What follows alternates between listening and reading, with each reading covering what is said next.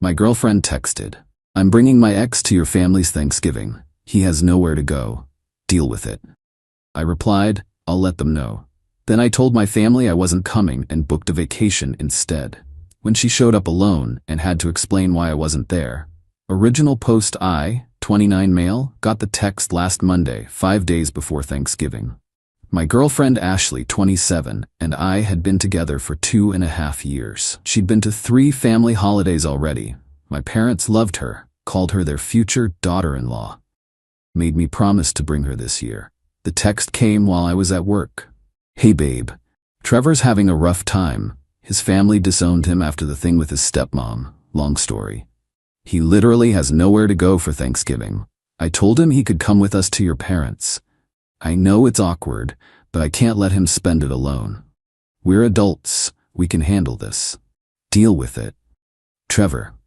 Her ex of 4 years who she remained friends with because they ended on good terms and shared a friend group. The same Trevor who'd been texting her more lately about his depression.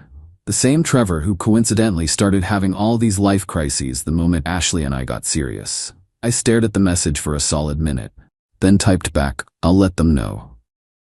She sent back heart emojis and "Knew you'd understand, babe." I didn't text my family that Ashley was bringing Trevor. I texted them something else entirely. "Hey mom, something came up with work. Emergency server migration that has to happen over the holiday weekend. I won't make it to Thanksgiving. Ashley might still come though." Mom was disappointed but understanding. "Oh honey, that's terrible. But Ashley's still welcome, of course. We already bought her favorite wine." Then I did something I'd been wanting to do for months. Opened my laptop, went to a travel site, and booked a 5-day trip to Cancun. Left Wednesday night, came back Sunday. Used the money I'd been saving for Ashley's Christmas present, some designer purse she'd been dropping hints about. Turned off my phone's read receipts. Watched her texts come in over the next few days. Tuesday, what should Trevor wear? Casual or dress up? Wednesday morning, picking up the pies. Trevor's actually excited to meet your family. Wednesday afternoon, why aren't you answering?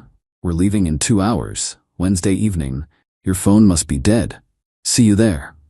Then nothing until Thursday at 2 p.m. That's when the storm hit. Update 1, the Thanksgiving massacre. Got back from Cancun Sunday night, tanned and relaxed. Had 73 messages waiting. Not gonna lie, reading them on the beach with a margarita was pretty satisfying. The breakdown started Thursday afternoon. First from Ashley, "Where are you? Your mom says you're not coming? She says you have to work? You didn't tell me? I'm here with Trevor, alone. This is so embarrassing. Your dad asked Trevor if he's my boyfriend. Your sister is giving me death stares. Answer your phone."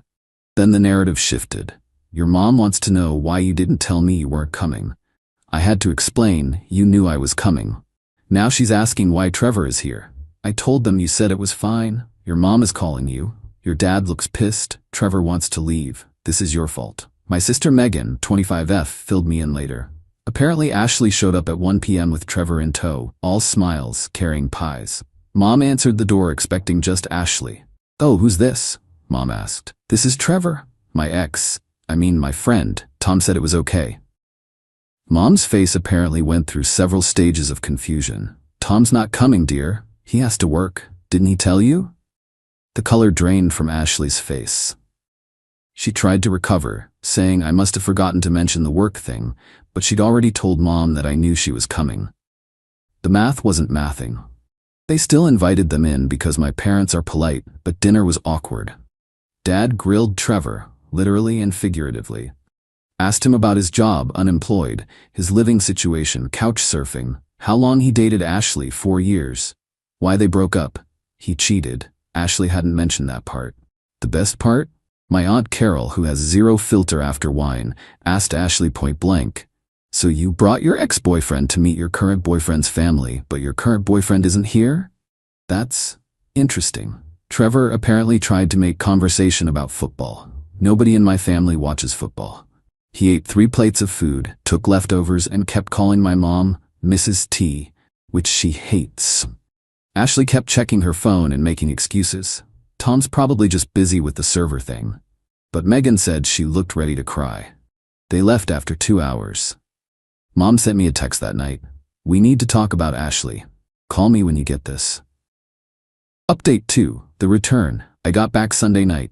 Didn't tell Ashley I was back, just posted a single photo on Instagram of the sunset from my hotel with the caption, "Sometimes you need to step back to see things clearly." Ashley saw it within minutes. The calls started immediately. I let them go to voicemail while I unpacked. Finally answered on the 5th call. "Where were you?" She was screaming. "Cancun. Good trip. How was Thanksgiving?" "Are you serious right now? You left me alone with Trevor at your family's house." "I told you I'd let them know. I let them know I wouldn't be there." "That's not what you said.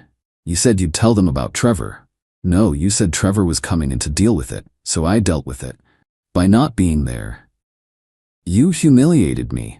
You humiliated yourself by bringing your ex to my family's Thanksgiving without actually asking me."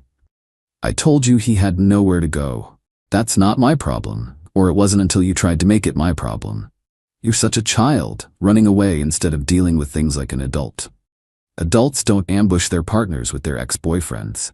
Adults have conversations and respect boundaries." She went quiet for a moment.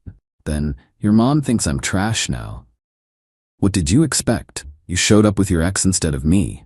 Trevor was mortified. "Good. You're an asshole." "Maybe, but I'm an asshole who had a great Thanksgiving on the beach instead of watching my girlfriend's ex eat my mom's turkey." She hung up. Monday morning, she showed up at my apartment. I was getting ready for work. She had a key, but I'd put the chain on, so she couldn't get all the way in. "Let me in. We need to talk." "We can talk like this." "Tom, stop being ridiculous." "I'm being ridiculous? You literally told me your ex was coming to my family's Thanksgiving and to deal with it." "I was trying to be a good friend. To Trevor. What about being a good girlfriend to me?" "You abandoned me. You replaced me with your ex at my own family's dinner table." She started crying. "You don't understand. Trevor's been through so much. His stepmom accused him of stealing from them. His dad took her side. Still not my problem. You're heartless." "No, I just have boundaries." "Your family probably hates me now." "Yeah, they do. My mom called you that tacky girl who brought her ex to Thanksgiving. My dad said you have no class. Megan thinks you're either cheating or stupid." More tears. "How could you do this to me?" "Ashley, you did this to yourself. You made a unilateral decision about my family's holiday. You told me to deal with it like I'm some doormat you can walk over. So I dealt with it my way. By running away to Mexico, by removing myself from a situation you created without my consent. We're supposed to be a team. Teams make decisions together. You made this decision alone." She tried a different approach. "Look, I'm sorry, okay? I should have asked, but what you did was worse. You humiliated me in front of your entire family." "No, you humiliated yourself by showing up with Trevor. I just wasn't there to witness it." Update 3. The escalation. After Monday's confrontation, Ashley went nuclear. Full scorched earth campaign. First, she called my mom directly. Mom told me about it later. "Tom's mom? This is Ashley. I want to apologize for Thanksgiving and explain. Tom and I had a miscommunication. He was supposed to tell you about Trevor coming, but he must have forgotten because of work stress. You know how men are with details." Mom's response. "Ashley, Tom told me on Monday he wasn't coming. You showed up Thursday saying he knew you were coming. There was no miscommunication. You lied." Ashley tried to recover. "I didn't mean. And bringing your ex-boyfriend to a family holiday without clearing it with anyone? That's incredibly disrespectful. Trevor had nowhere else to go." "That's not our problem, dear. And frankly, after meeting him, I can see why his family wants nothing to do with him." Ashley hung up on my mother. Then came the social media offensive. She posted on Facebook. "When you try to be a compassionate person and help someone in need, but your boyfriend is too insecure to handle it. Spent Thanksgiving getting interrogated by his family while he was nowhere to be found. Some people's true colors really show during the holidays." Her friends rallied. "Men are so fragile. You deserve better, hun. He sounds controlling." My sister Megan saw it and commented, "Compassionate? You brought your ex to someone else's family dinner without permission. Tom wasn't insecure, he was smart. #Team Tom." Ashley deleted Megan's comment, but screenshots were already circulating in our family group chat. Then Trevor decided to insert himself. This absolute moron sent me a DM. Bro, what you did was messed up. Ashley was just trying to help me out, and you made it weird. Grow up. I responded. The unemployed guy who mooched 3 plates of food from my family is telling me to grow up? You spent Thanksgiving eating food bought by strangers because even your own family won't deal with you. Maybe focus on getting your life together instead of texting your ex-girlfriend's boyfriend. He blocked me. Good riddance. Wednesday rolled around, and Ashley tried another tactic. She showed up at my work at lunch with a bag from my favorite sandwich place. Can we please just talk? I brought lunch. Ashley, you need to leave? 5 minutes, please. Security was already looking over. I didn't want a scene. 5 minutes, outside. We sat on a bench in the plaza. She unpacked the food like everything was normal. I've been thinking, she started. We both made mistakes. I should have asked about Trevor. You should have communicated better. We can move past this. No? Ashley, you don't get it. This isn't about Trevor. It's about you thinking you can make unilateral decisions about my life and my family.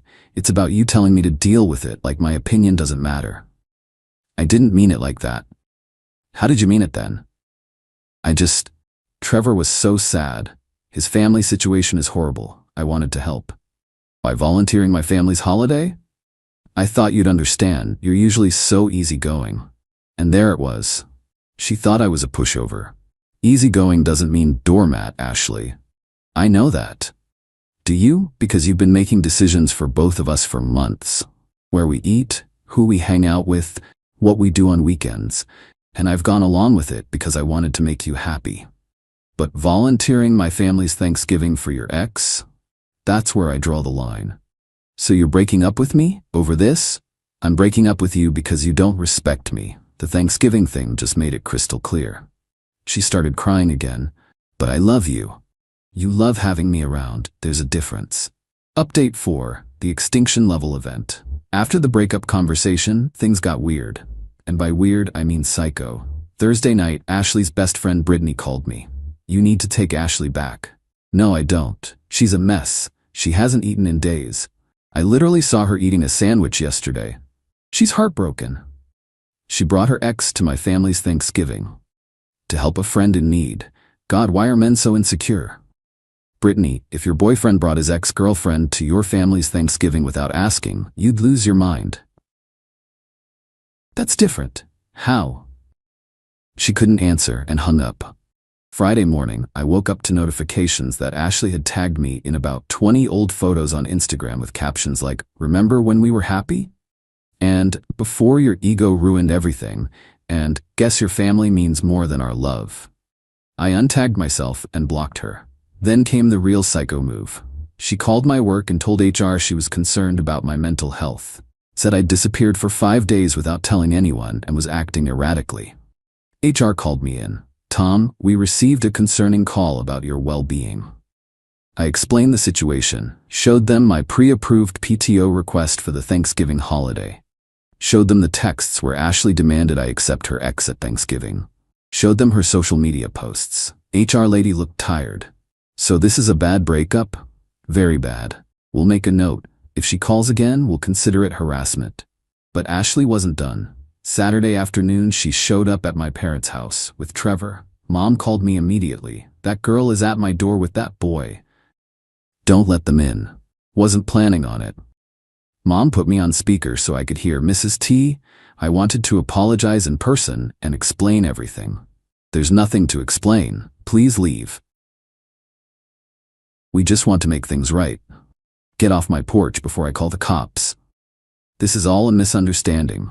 Tom overreacted and Tom reacted appropriately to you disrespecting him and our family. You brought your ex-boyfriend to our Thanksgiving. What kind of person does that?" "Ashley, compassionate person." Dad came outside. "You want to know what I think?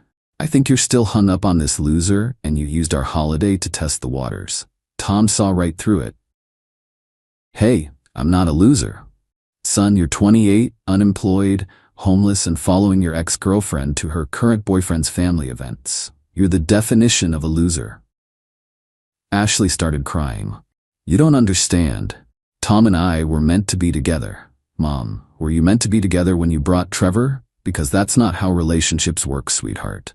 They finally left after Dad actually did call the police. The cops didn't arrest anyone, but told Ashley and Trevor they'd be trespassed if they returned. Final update. The aftermath. It's been 3 weeks since Thanksgiving. Here's where everyone ended up. Ashley sent one last email to my personal account. It was a novel-length manifesto about how I ruined her reputation and turned everyone against her, and chose my family over our love. She demanded I reimburse her for the Thanksgiving pies she brought, $60, the gas to drive to my parents' house, $20, and the emotional distress I caused. No dollar amount, just that I owed her compensation. I replied with a Venmo request for $90, the commission I lost taking PTO for the Cancun trip. She blocked me on Venmo. She also tried to get our mutual friends on her side, organized a whole dinner to tell her version of events. From what I heard, it backfired. Our friend Janet asked, "Wait, so you brought Trevor without asking Tom first?" When Ashley tried to explain about compassion in the holidays, Janet said, "Girl, that's insane. I'd have dumped you too." Apparently, half the friend group sided with me, the other half stayed neutral. Nobody fully took Ashley's side, except Brittany, and even she admitted privately that bringing Trevor was probably not the best move. Trevor posted some weird philosophical Instagram story about knowing your worth and not letting others dim your light. Dude, you crashed someone else's family Thanksgiving. What light? Ashley started dating Trevor again 2 weeks after we broke up. Or maybe they never stopped.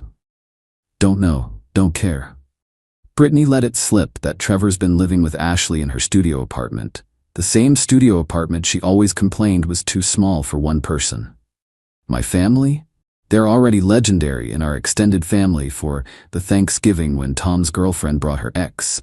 My cousin made it her Twitter story and got 50K likes. Mom framed the security footage of Dad telling Trevor he's a loser. Megan made "Trevor's not invited" her Wi-Fi password. Christmas just passed. My parents made a point of texting me, "Just family this year, right?" Mom also added, "Though if you want to bring someone appropriate, that's fine too." Me? I'm good. Better than good, actually. That Cancun trip cleared my head. Realized I'd been accepting way too much BS in the name of keeping the peace. Ashley thinking she could just dictate terms about my family's holiday was just the final straw. Started dating someone new after New Year's. Her name's Diana, met her at the gym. When I told her the Thanksgiving story, she laughed so hard she nearly fell off the treadmill. Then said, "Wait, she actually brought him to your family's dinner? Without asking? That's sociopathic." I asked her what she'd have done. "Same as you, except I'd have gone to Europe. Cancun's too close." I think I'll keep this one. Oh, and final kicker, got a LinkedIn notification last week. Trevor viewed my profile, then viewed it again an hour later, then Ashley viewed it. They're checking up on me.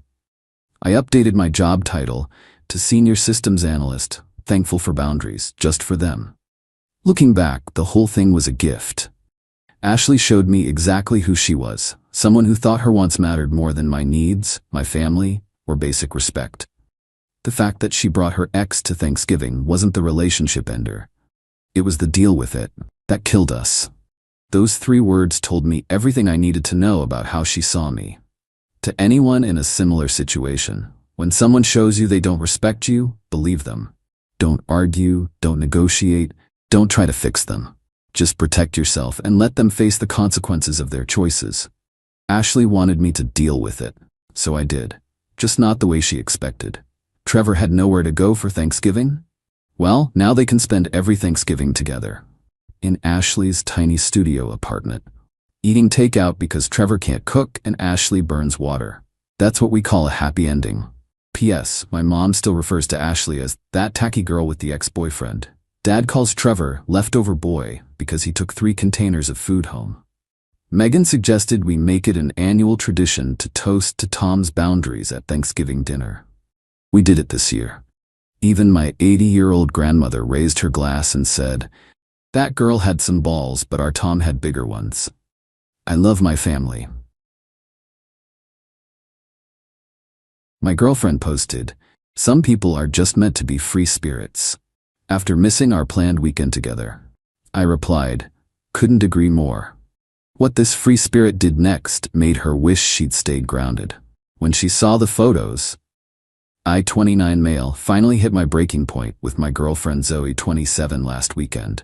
We've been together for 2 years, and I'm done pretending her free spirit act is anything other than pure selfishness. Here's the thing about Zoe. She's gorgeous, artistic, has 15K Instagram followers who eat up her bohemian lifestyle content. Flowing dresses, sunset photos, inspirational quotes about following your bliss and not being caged by society's expectations. She works part-time at a boutique yoga studio and makes decent money selling her photography prints online.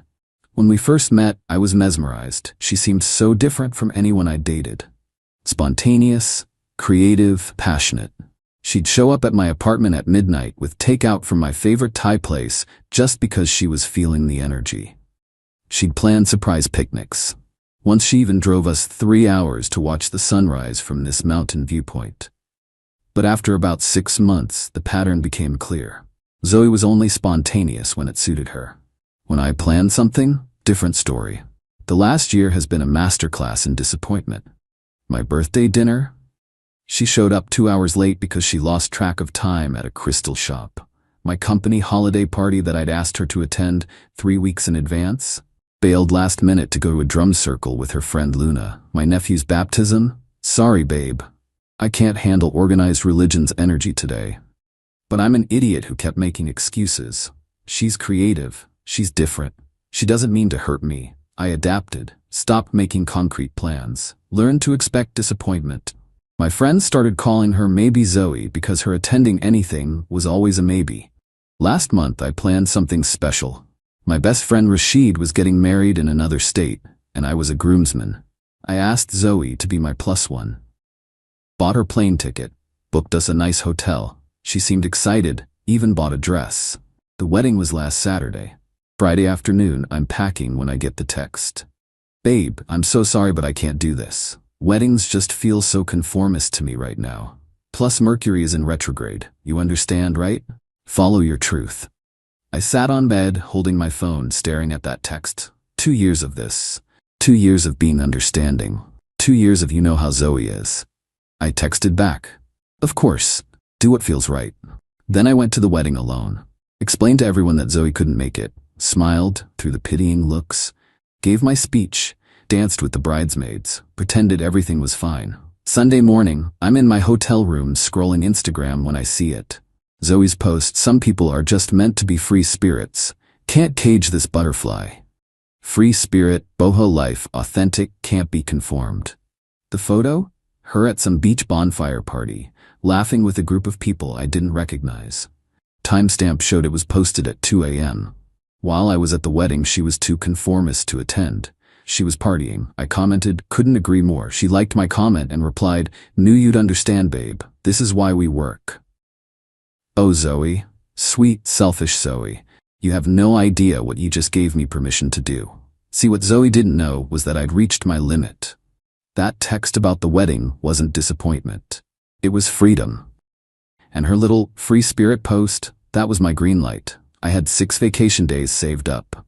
Monday morning, instead of going to work, I called my boss. Family emergency, I said. Need the week. He understood. Then I did something I hadn't done in 2 years. I turned off my phone and became a free spirit. First stop, Rashid's apartment. He and his new wife Keiko were leaving for their honeymoon Tuesday. Can I crash here for a few days? I asked. They exchanged looks. Zoe?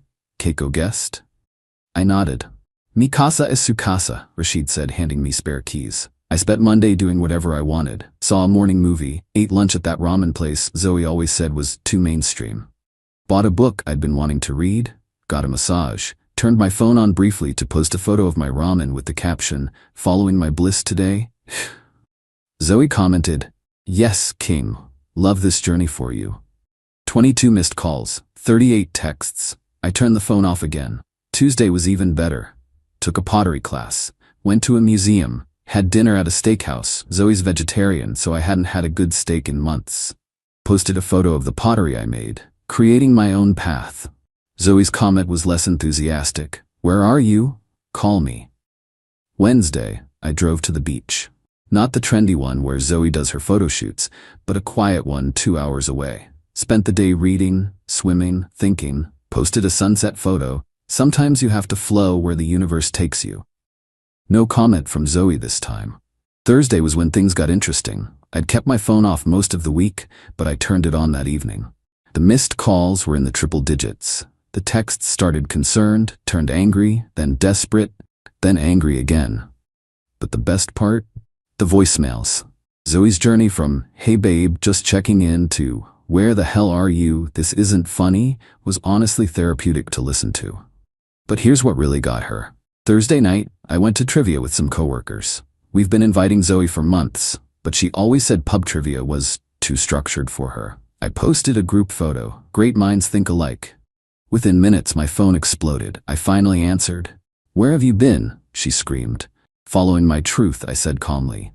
"Being authentic. You know, free spirit stuff." "I've been worried sick. I went to your apartment. Your work said you had a family emergency."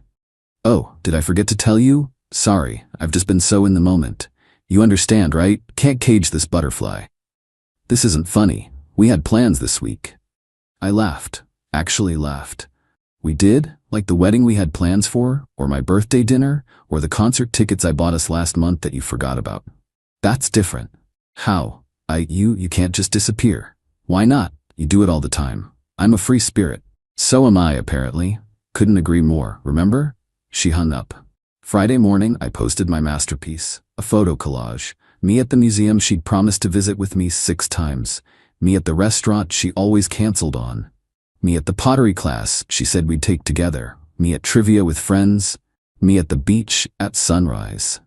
Caption: amazing week of spiritual growth. Thanks to my beautiful girlfriend for teaching me to be a free spirit. Sometimes you have to miss the planned moments to find the real ones.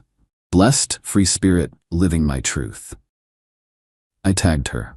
Her friends saw it first. The comments were brutal. "Wait, didn't she miss your birthday for a sound bath?" Is this why she missed girls' night? Said she had plans with you? Yo, this is savage. Good for you, she does this to everyone, Tiba. The best comment came from her sister. Finally, someone gave her a taste of her own medicine. Team boyfriend 100%. Zoe called me 17 times in an hour. I was at work, so I let them go to voicemail. When I finally listened, she was crying. "How could you embarrass me like this? Everyone's laughing at me. My sister won't stop texting me. This is so cruel." I texted back, "Sorry, at work. You know that structured conformist place that pays for all our dates? Talk later?" She showed up at my apartment that night. Full meltdown mode. But here's the thing about Zoe. When she can't play the enlightened free spirit card, she's got nothing. "You humiliated me," she cried. "I posted about my week. How is that humiliating?" "You know what you did. That caption. Tagging me. I thought you'd be proud. I was following your example. This is different?"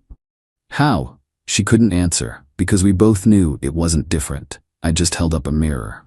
"I'm done," I said quietly. "This relationship only works when it's convenient for you, when you want attention, affection, or someone to pay for dinner. But when I need you, when I want to plan something, you're too free-spirited to be tied down." That's not true.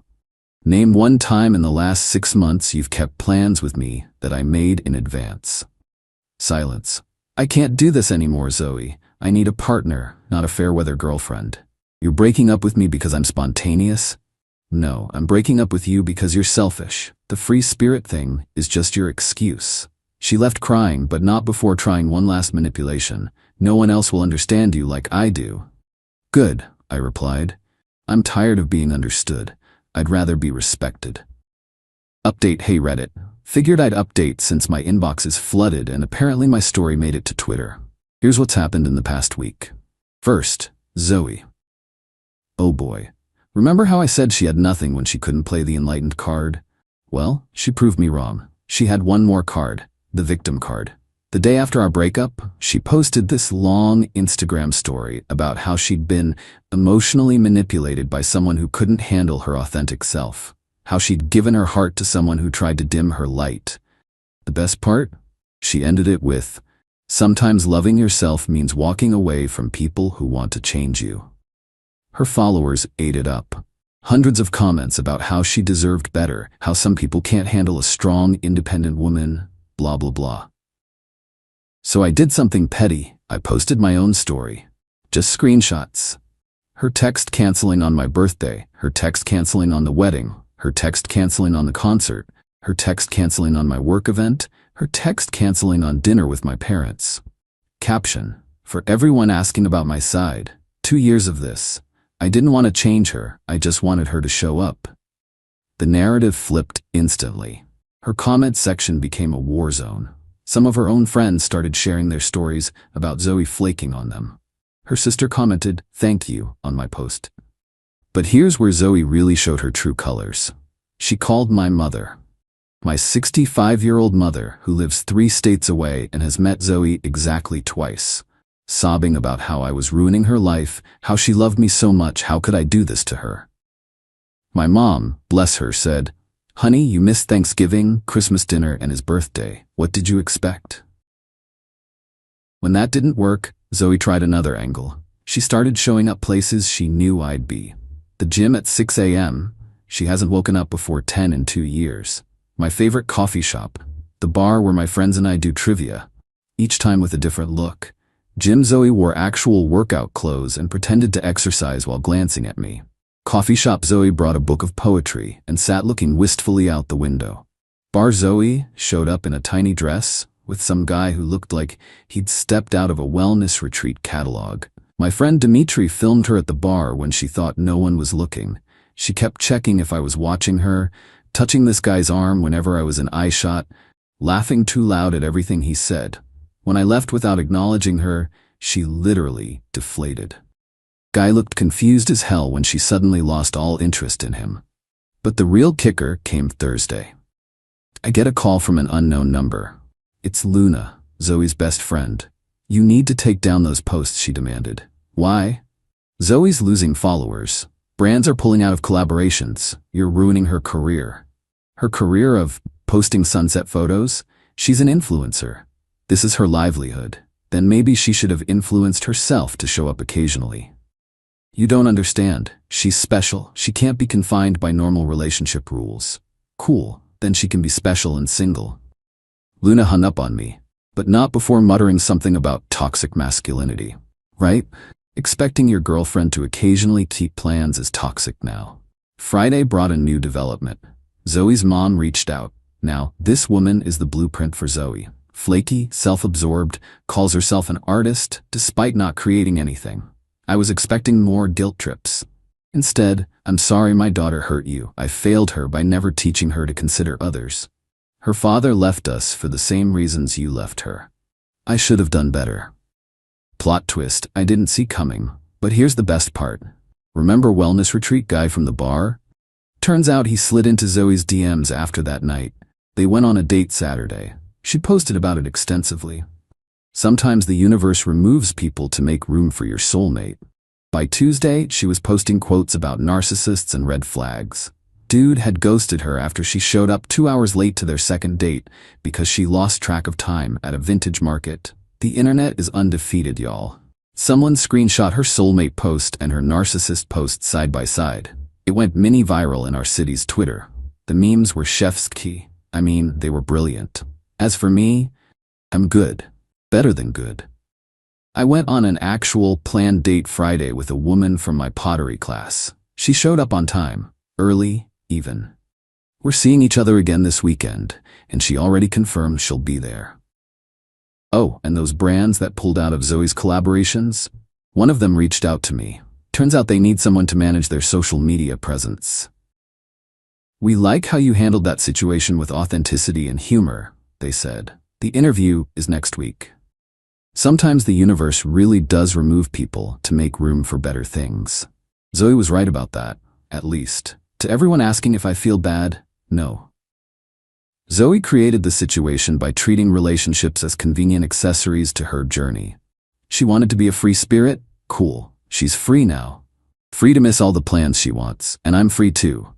Free from disappointment, free from excuses, free from someone who thought respecting others' time was optional. The butterfly metaphor was perfect, actually. Butterflies are pretty to look at, but you can't build a life with something that flutters away whenever it feels like it. Anyway, gonna go plan a weekend trip with some friends. And get this, everyone's actually gonna show up. Wild concept, right? Update: Zoe just posted a photo of herself at a meditation retreat with the caption, "Healing from narcissistic abuse." The comments are not supportive. Her follower count is down to 9K. The free spirit is crashing hard, and I'm just here living my beautifully scheduled life.